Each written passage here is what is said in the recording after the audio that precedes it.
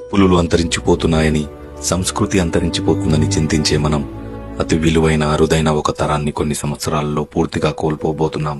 మన మూలాలు పల్లెలే అని, ఉన్న ఊరికి ఏదో చేయాలని భావించి ఆ తరం కోల్పోయి ఏముందులే డడ్డీ విలేజ్ లో అనుకునే కొత్త తరం వైపు అడుగులు వేస్తున్నాం. ఒక చీర, చొక్కా, పంచ 10 ఫంక్షన్లో వేసుకుని ఎవరినీ జడ్జ్ చేయని అమాయక తరం వదులుకొని ప్రతి ఒకేషన్లో అవసరం లేకపోయినా కొత్త డ్రెస్సులు కొనుక్కునే నవతరాన్ని ఆహ్వానిస్తున్నాం.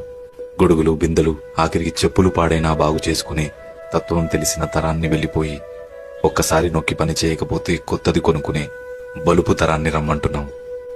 లావైనప్పుడు కుట్టు విప్పి, సన్నబడ్డప్పుడు కుట్టు వేసి బట్టలు వాడే తరం నుంచి మంచుకున్న బట్టల్ని ఎక్కడెక్కడో చించుకునే వింత తరంలోకి వచ్చేస్తున్నాం.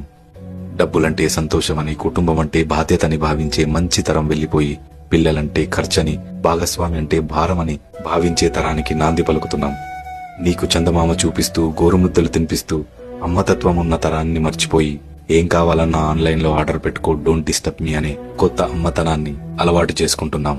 అమ్మ వారిలా కనిపించిన అమ్మ వాడిపోతున్న కొమ్మ ఆకులా కనిపిస్తున్నా గుర్తించలేకపోతున్నాం. నలుదిక్కులు శాసించిన నాన్న ఒక మూల కూర్చొని దిక్కులు చూస్తున్నాడని గ్రహించలేకపోతున్నాం. వీరు అందించిన విలువలు, వీరు పంచిన ప్రేమలు మరో తరానికి అందిద్దాం. అంతరిస్తున్న తరాన్ని రాబోయే తరంతో జోడిద్దాం.